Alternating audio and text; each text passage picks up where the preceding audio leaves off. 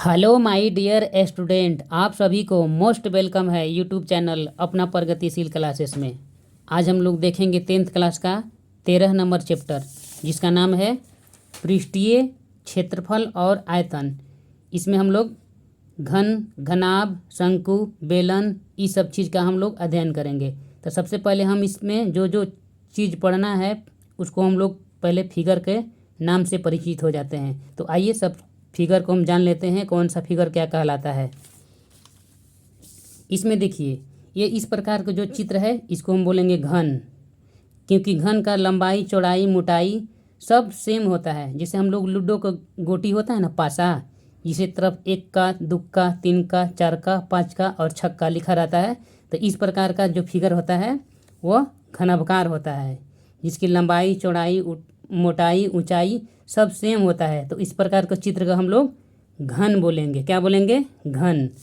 और इस प्रकार को चित्र को हम लोग बोलेंगे घनाभ, क्योंकि घनाभ में लंबाई, चौड़ाई अलग अलग होता है, यानी कि भिन्न होता है। सेम टू सेम उसी प्रकार का फिगर होता है, लेकिन इसमें लंबाई और चौड़ाई का डिफरेंस होता है। तो इस प्रकार को चित्र को हम लोग घनाभ बोलेंगे। जैसे माचिस का तिल्ली जो होता है ना, डब्बा, माचिस का डब्बा आयताकार होता है। जिसे हम लोग तरफ ईंट होता है ना, ईंट, मकान बनाने वाला, बिल्डिंग वाला ईंट होता है, तो इस प्रकार का घनाभकार होता है। तो इस प्रकार का हम लोग घन, इसको बोलेंगे घनाभ। इस प्रकार का जो चित्र होगा उसको हम लोग बोलेंगे बेलन। क्या बोलेंगे? बेलन। तो 1.1 चित्र में घन, 1.2 चित्र में घनाभ, 1.3 चित्र में बेलन, और इस प्रकार से देखेंगे। और इस प्रकार से जो चित्र होगा इसमें जो पूरा राउंड में है, चारों तरफ से परिधि से घेरा हुआ होगा, इसको बोलेंगे गोला, जिसे हम वृत्त भी कह सकते हैं। गोला को वृत्त भी कह सकते हैं। और इस प्रकार का चित्र है जो चित्र 1.4 में गोला है, और चित्र 1.5 में अर्धगोला है, यानी कि गोला को आधा भाग को अर्धगोला कहा जाता है। इस चित्र में आप लोग देख सकते हैं। अब इस प्रकार का जो चित्र होता है इसको बोलेंगे शंकु, क्योंकि जो जोकर का टोपी होता है ना, वह शंकु आकार का होता है। ये क्या है? शंकु के आकार का ये चित्र होता है, जिसमें हम दिखाए हैं चित्र 1.6 में शंकु आकार का। अब चित्र नंबर हम देखते हैं 1.7। इसमें है शंकु का छिनक, यानी कि बाल्टी जो होता है ना, बाल्टी का आकार का होता है, चाहे ग्लास होता है, जिसका पतला वाला भाग, पेंदी हल्का सा पतला रहता है, और ऊपर वाला जो भाग होता है चौड़ा होता है। तो इस प्रकार को आकार को हम लोग जानेंगे छिन्नक। तो इस सब चीज़ का हम लोग फार्मूला जानेंगे, तब इसमें हम लोग चैप्टर में सारा मैथ बनाएंगे। तो सबसे पहले हम लोग जानेंगे घन। घन होता क्या है, इसके बारे में जानेंगे कि घन क्या होता है। देखिए, घन का परिभाषा या घन के बारे में कोई पूछे तो इसको थ्योरी इसलिए बता दे रहे हैं आप लोगों को, ताकि मैथ जो बताएंगे आप लोगों को समझने में कठिनाई या परेशानी नहीं होगा, इसलिए हम इसको यहाँ पर आप लोगों को समक्ष लाए हैं। घन क्या है? पहला प्रश्न उठता है 1 नंबर में कि घन होता क्या है, घन क्या है। तो आंसर में बोलना होगा घन की लंबाई, चौड़ाई एवं ऊंचाई समान होती है। ठीक ना? क्या होता है? घन की लंबाई, चौड़ाई एवं ऊंचाई समान होती है। एक घन में 6 फलक, 12 किनारे एवं 8 कोने होते हैं। इसके 6 बराबर बराबर आकार के फलक होते हैं। हर फलक 1 वर्ग होता है, और 6 फलक होने के कारण यह एक प्रकार का षष्ठफलकी भी कहा जाता है। इस प्रकार से हम इसको जानेंगे। यहाँ पर देखिए, हम घन का परिचय दिखाए हैं। यहाँ पर आप लोगों को सब चीज़ बताएंगे, सारा इसका मैथ भी बनाकर दिखाएंगे, फार्मूला भी बताएंगे, आप लोगों को एकदम क्लियर समझ में आएगा। देखिए, घन का परिचय, क्योंकि हम लोग घन के बारे में पहले जानेंगे। सब फिगर दिखाएं, पहले घन के बारे में। घन का परिचय, इसमें हम लोग 4 टॉपिक पढ़ेंगे घन के बारे में मुख्य रूप से। फलक या सतह, पहला नंबर में होता है फलक, या उसको सतह भी कहा जा सकता है। तो घन का फलक कितने होते हैं? 6। घन का सतह कितने होते हैं? 6 शतक होते हैं। ठीक ना? अब इसका कोर, घन का कितने कोर होते हैं? 12 कोर होते हैं। घन का शीर्ष कितने होते हैं? 8। घन का विकर्ण कितने होते हैं? 4। इस प्रकार से जो फिगर आप लोग देख रहे हैं, इस प्रकार का जो फिगर देख रहे हैं ना, ये कैसा है? घन का आकार का है। इसमें हम दिखाएंगे कि फलक कौन कौन सा फलक कहलाता है। तो आइए इसको देखते हैं कौन फलक है। फलक के बारे में परिचय होता है, फलक क्या कहलाता है। इस फिगर में देखते हैं, हम सारा फिगर बना दिए हैं ताकि आप लोगों को समझाने में कोई हमको परेशानी दिक्कत नहीं होगा। फलक, यहाँ पर हम देखेंगे फलक क्या होता है। मान लीजिए यहाँ पर क्या है, एक नंबर इसको डाल देते हैं। एक नंबर वाला भाग को क्या बोलेंगे, ऊपरी, यानी कि ऊपरी भाग, सबसे ऊपर वाला भाग। ये कोना, ये कोना, ये कोना, ये कोना, सब मिला करके जो ऊपर वाला पोर्शन है, भाग है, इसको बोलेंगे ऊपरी। यहाँ पर लिख देंगे ऊपरी सतह। यहाँ बोलेंगे ये क्या है, ऊपरी सतह। एक नंबर में क्या है, ऊपरी सतह। अब 2 नंबर में देखते हैं निचली सतह। यहाँ पर 2 नंबर, यहाँ 2 नंबर लिख देते हैं। ये मेरा हो जाएगा निचली सतह। क्या है, निचली सतह। निचली सतह, नीचे वाला जो भाग है, निचली सतह। यहाँ से देखिए ये वाला भाग, ये वाला भाग और ये वाला भाग, ये वाला भाग, ये पोजीशन नीचे का बोल रहा है, जिसे नींव होता है। 4 को कौन होता है ना, खंभा। घर का, मकान का 4 खंभा होता है, नींव होता है चारों दीवार को। जो नीचे वाला भाग होता है तो इसको हम लोग फर्श बोलते हैं। इस पर हम लोग बेडरूम में अपना बेड उड रखते हैं, जो भी हम लोग बिस्तर उस्तर रखते हैं अपना, तो नीचे वाला जो फर्श होता है वो निचली सतह कहलाता है। तो एक मेरा ऊपरी सतह जो सीलिंग होता है, जिसमें हम लोग पंखा फैन नोन सब लगाते हैं ना बिल्डिंग में, मकान में, तो इस तरह से ऊपर वाला भाग ऊपरी सतह और नीचे वाला भाग निचली सतह। तो 2 सतह यहाँ पर हुआ। और तीसरा सतह ये वाला जो दीवार है, इसको हम तीसरा सतह बोलेंगे। क्या है ये, इसको हम लोग बोलेंगे तीसरी सतह। तीसरा नंबर, मान लीजिए ये कोना और ये कोना और ये कोना और ये कोना, तीनों मिलाकर क्या कहलाएगा, तीसरी सतह। क्या है, तीसरी सतह, ठीक ना, इसको तीसरी सतह बोलेंगे। अब चौथा नंबर में देखेंगे ये वाला भाग चौथा हो जाएगा। ये कोना, ये कोना और ये कोना और ये कोना, इसको हम लोग बोलेंगे कौन सा, दाईं वाला भाग, इसको बोलेंगे दाईं सतह। इसको बोलेंगे हम बाईं सतह। इसको क्या बोलेंगे, बाईं सतह। ये बाईं सतह हो जाएगा, ये दाईं सतह हो जाएगा। ये मेरा ऊपर हो जाएगा, ये मेरे नीचे हो जाएगा, ये दाईं हो जाएगा, ये बाईं हो जाएगा। तो 4 को होगा। अब 5वां नंबर में देखेंगे ये पोजीशन और ये पोजीशन, यानी कि इसको मिला करके हम लोग बोलेंगे 5वां सतह, यानी कि सामने वाला, फ्रंट, सामने वाला हो जाएगा। ये 5वां नंबर में क्या हो जाएगा, सामने वाला सतह। अब इसके बैक, पीछे, इसको, इस कोना को और इस कोना को और इस कोना को और इस कोना को, यानी कि इसके पीछे का जो भाग होगा 6ठा नंबर में, ये क्या हो जाएगा, 6ठा नंबर में इसको बोलेंगे पीछे का सतह, पिछला सतह, पिछली सतह, इसको बोलेंगे पिछली सतह। देख सकते हैं, यानी कि 6, इसमें क्या हुआ, फलक की संख्या 6 हो गया। 1 number, 2 number, 3 number, 4 number, 5 number, एक 6 नंबर। तो इसमें हम सतह के बारे में जान गए। कितने सतह होते हैं, 6 सतह होते हैं। अब इसके बारे में हम जानेंगे कि इसका कोर कितना होता है। यहाँ पर देखेंगे कोर कितना होता है। इसमें दूसरा नंबर में टॉपिक है कोर, इसके कितने कोर होते हैं। ओके, यहाँ पर देखेंगे कोर की संख्या कितना है। ये मान लीजिए क्या है, यहाँ से यहाँ तक ले जो संख्या होगा ना, यहाँ से यहाँ तक ले, इस बिंदु से ये वाला भाग होगा, ये पहला कोर होगा। 1 नंबर, ये पहला कोर। अब यहाँ पर देखेंगे 2 नंबर में कौन सा है, 2 नंबर में यहाँ पर ये वाला कोर हो जाएगा, ये दूसरा कोर हो जाएगा।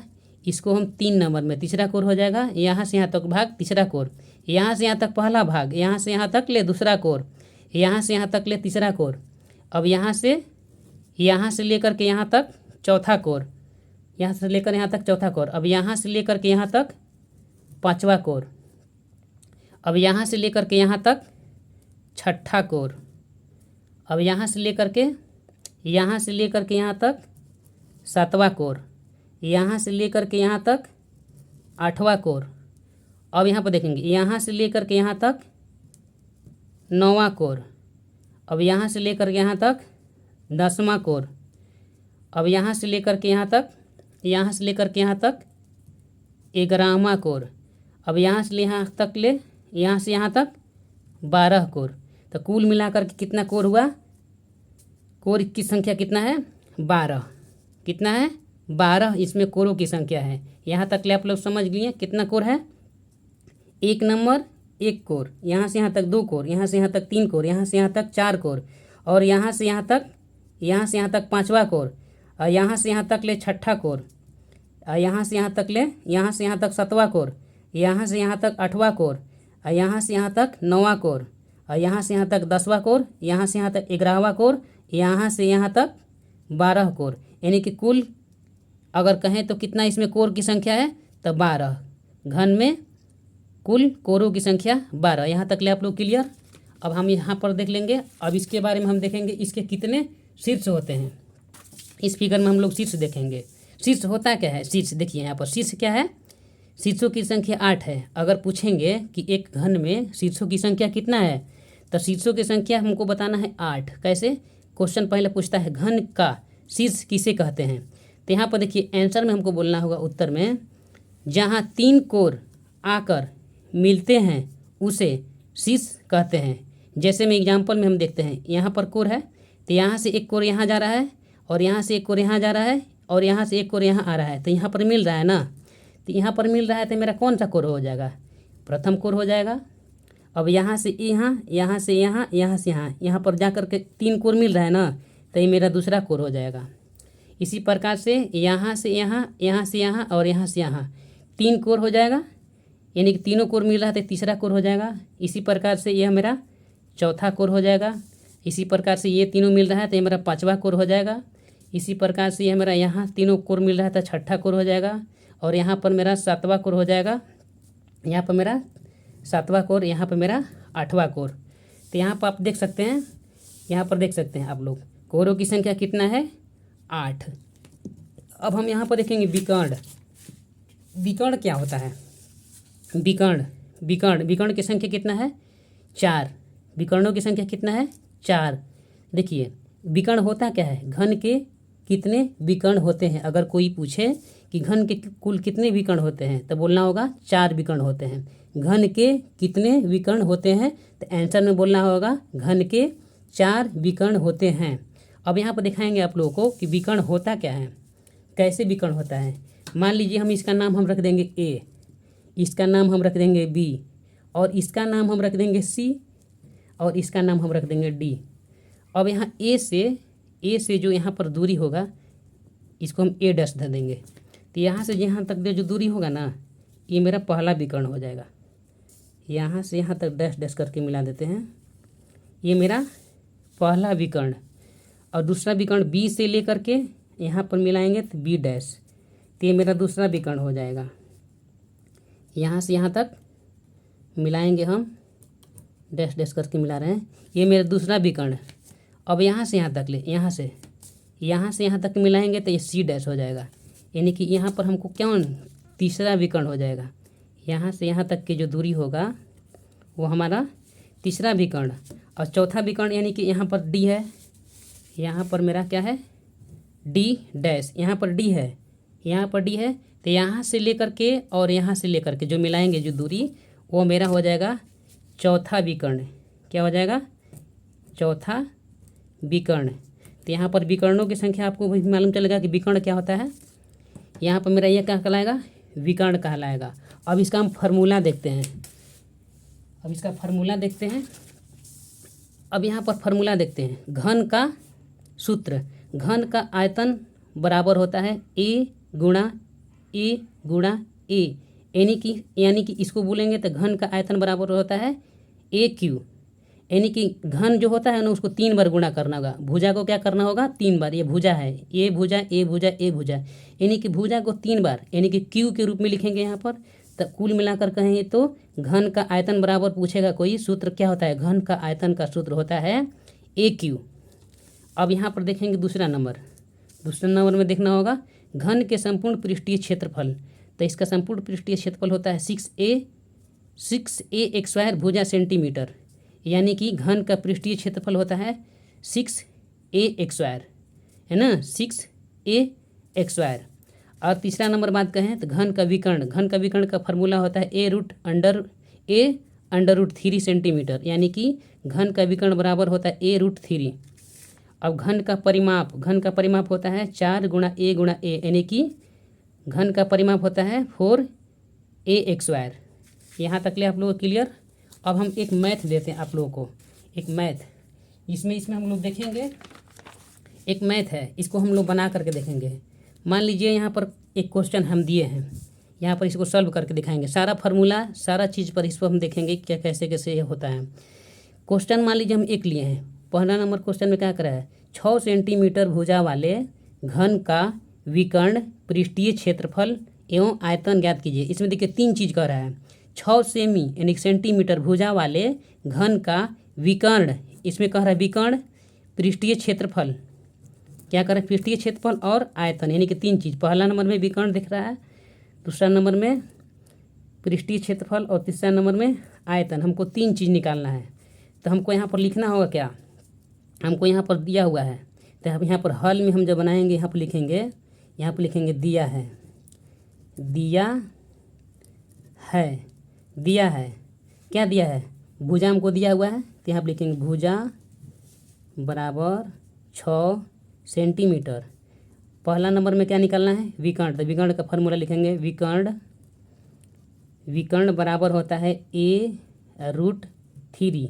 हमको दिया हुआ है 6√3 सेंटीमीटर, यानी फार्मूला से मेरा भुजा हमको दिया है 6, अब फार्मूला से मेरा रहता है 3√3 रहता है, यहाँ पर लिख लेंगे। तो विकर्ण बराबर होता है a√3। तो यहाँ पर हमको भुजा हमको दिया है 6, क्योंकि हमको क्वेश्चन में हमको दिया हुआ है भुजा, तो 6 लिख देंगे। आया हमारा फार्मूला से √3 होता है, सेंटीमीटर में लिख देंगे। तो ये हमारा भुजा हो जाएगा। अब दूसरा नंबर में क्या कर रहा है, पृष्ठीय क्षेत्रफल। अभी हम फार्मूला बताएं ना आप लोगों को पृष्ठीय क्षेत्रफल। तो पृष्ठीय क्षेत्रफल का फार्मूला आप लिखेंगे पृष्ठीय